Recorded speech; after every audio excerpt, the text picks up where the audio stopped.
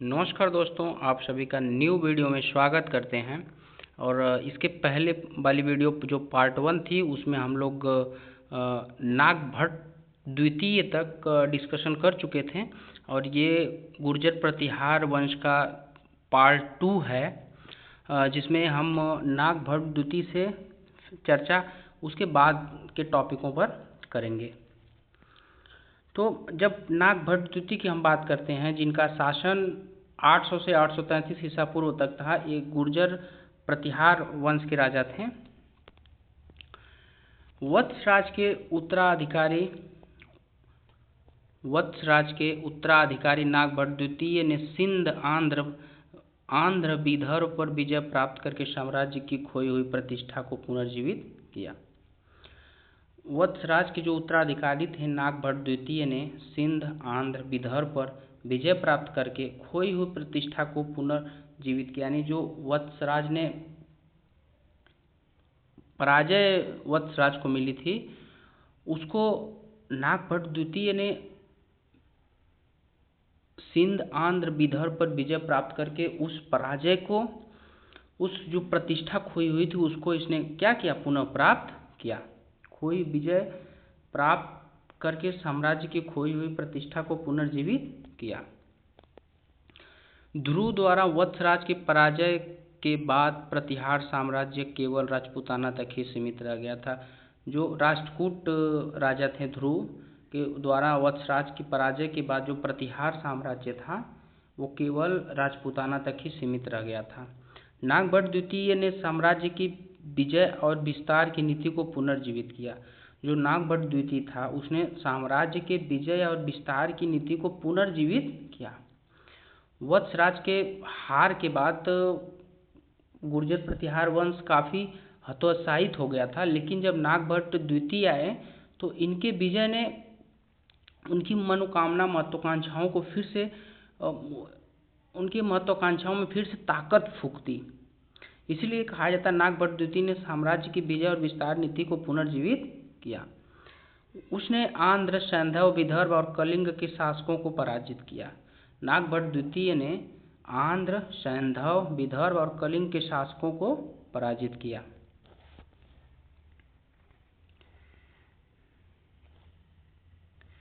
उन्होंने उत्तर में मत्स्य, पूर्व में वत्स और पश्चिम में तरुक्का को अपने अधीन कर लिया।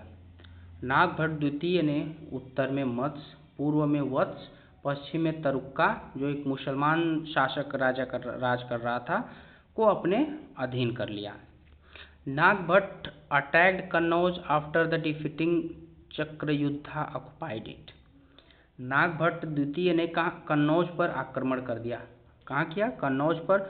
और उसने चक्रयुद्धा को हराकर कन्नौज को क्या किया? कब्जा कर लिया।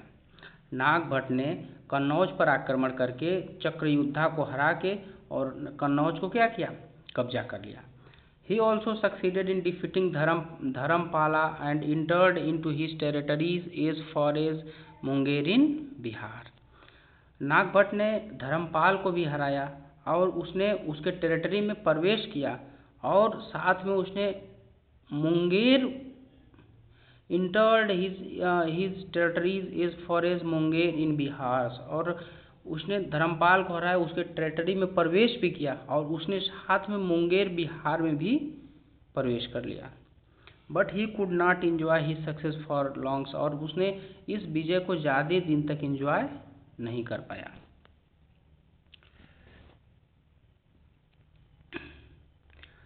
Nagabhata second was initially defeated by Rashtrakutas ruler Govinda third.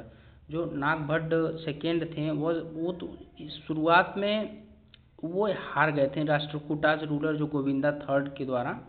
But later recovered Malwa from the Rashtrakutas, और बाद में लेकिन उन्होंने फिर से आक्रमण करके मालवा को क्या किया? जीत लिया। पहले नागभट्ट द्वितीय ने गोविंद सेकेंड जो राष्ट्रकूटाज रूलर थे उनके द्वारा हार गए थे, बाद में recovered Malwa from the Rashtrakutas, और फिर बाद में इन्होंने आक्रमण करके मालवा को फिर से उनसे छीन लिया।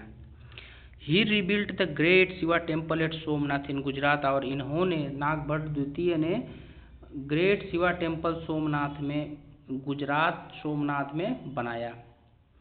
जिसको अरबों द्वारा डेमोलिश गिरा दिया गया था, लूट लिया गया था अरब आक्रमणकारियों द्वारा।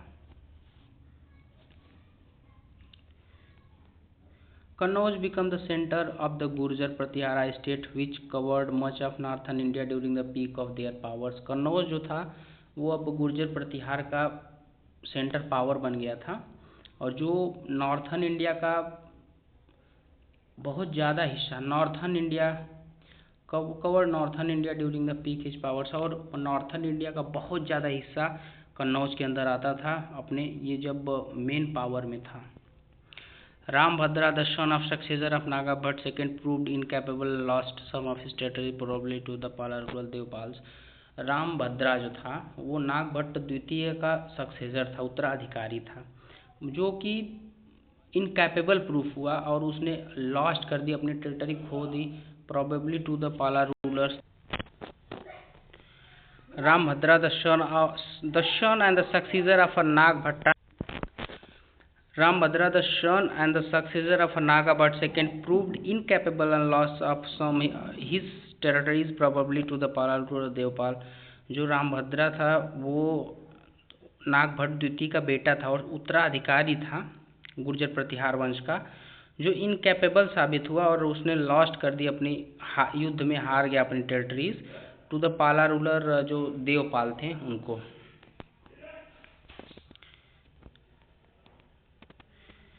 He was succeeded by his son Mihir Bhoj, who proved to be an ambitious ruler।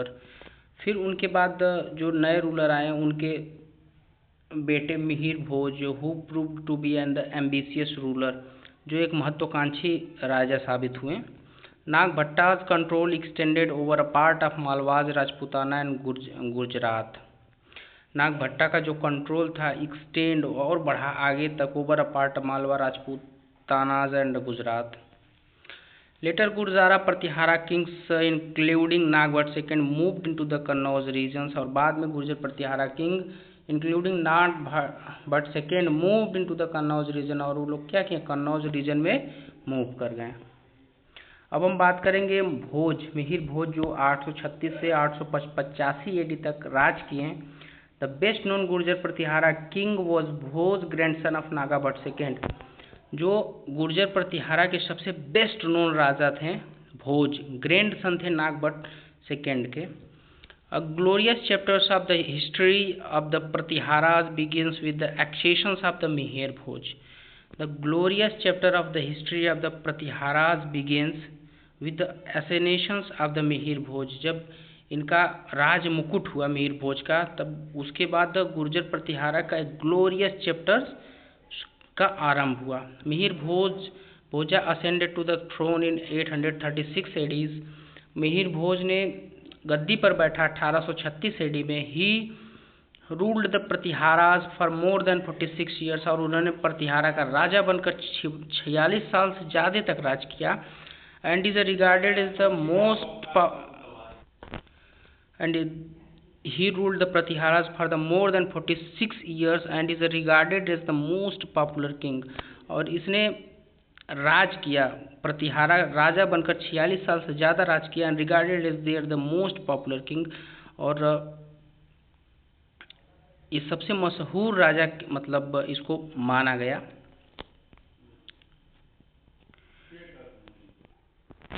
He recognized and consolidated the empire inherited from his ancestors and assured an era of prosperities for the Pratihara। He reorganized and consolidated the empires and inherited from his ancestors and assured in the area of prosperities for the Pratiharas। उसने अपने पूर्वजों से प्राप्त empire को संगठित और सुदृढ़ किया तथा प्रतिहारों के लिए समृद्धि का क्षेत्र सुनिश्चित किया। Kannauj, which was likewise known as the Mahodayas, was regarded as the capital of his empires. Kannauj was likewise known as the Mahodayas which were regarded as the capital of his empires, और उसने अपने कन्नौज को अपनी क्या किया, कैपिटल किया। The Skandhavara military camp at the Mahodayas is mentioned in the Barah copper plate inscriptions। और स्कंदवरा जो था मिलिट्री कैंप एट महोदया में स्कंदवरा मिलिट्री कैंप था, जिसका मेंशन हमें बड़ा कॉपर प्लेट इंस्क्रिप्शन पर मिलता है। He was a great follower of Vaishnavism and assumes the title of Adivara। वह बहुत बड़ा फॉलोअर था वैष्णविज्म का and assumed the title of Adivara।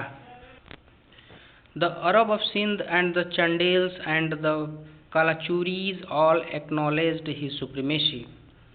जो सिंध के अरब थे, अरब ऑफ सिंध, चंडेल्स थे एंड कलचूरीज थे, सब ने उसकी सुप्रीमेसी को स्वीकार किया था। The Pratiharas ruler reportedly had India's strongest cavalries according to the Arab travellers. जो उस समय अरब ट्रेवलर्स भारत आए थे, उन्होंने अपनी पुस्तक में मेंशन किया है कि जो प्रतिहारा की कैवलरीज थी वो इंडिया की सबसे बेस्ट कैवलरीज थी उस समय की। Al Masudi and Arab travellers gave him the title king Baura. Al Masoodi जो एक अरब ट्रेवलर था,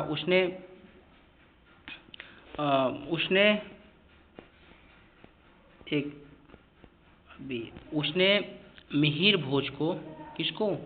मिहिर भोज को, जो नागभट्ट द्वितीय का पोता था, उसने मिहिर भोज को, अल मसूदी मिहिर भोज को किंग बौरा का जो टाइटल उपाधि दिया।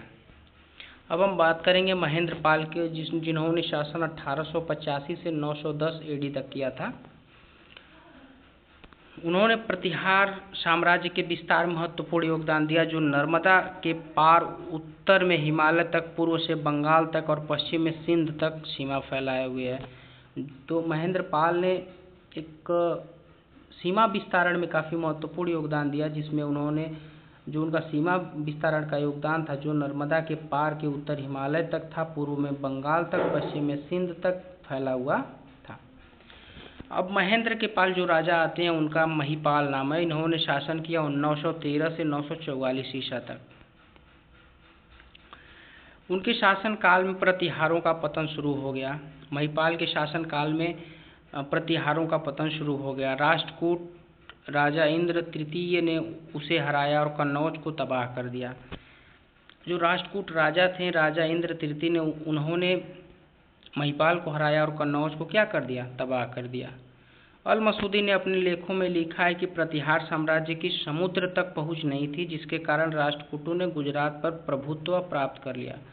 अल मसूदी ने अपने पुस्तक में लिखा है कि प्रतिहार साम्राज्य की समुद्र तक पहुंच नहीं थी, जिसके कारण राष्ट्रकूटों ने गुजरात पर उनकी जो प्रभुत्व, उनकी जो वर्चस्व था, उसको क्या किया? समाप्त किया। अपने इस वीडियो को हम यहीं पर समाप्त करते हैं। और नेक्स्ट जो राजा है गुर्जर प्रतिहार वंश का, ये टॉपिक थोड़ी लंबी है, इसके कारण हम लोग इसको 3 पार्ट में बनाएंगे। First part already video uploaded, आप लोग उसको देख सकते हैं। ये सेकेंड पार्ट है। और इसके बाद यहीं से ठीक जो इसके बाद के राजा हैं, राजयपाल, जिनका शासनकाल 960 ईसा से 1010 ईसा पूर्व था, ईस्वी था, 960 से 1010 ईस्वी था। तो इसके बाद से हम यहीं से टॉपिक स्टार्ट करेंगे। और आई होप यदि यहाँ तक की वीडियो अभी तक आपको अच्छी लगी तो प्लीज़ चैनल को लाइक करिए, शेयर करिए, सब्सक्राइब करिए। जय हिंद। आपसे मिलते हैं गुर्जर प्रतिहार वंश के पार्ट 3 में, जो राजा राजयपाल से स्टार्ट करेंगे।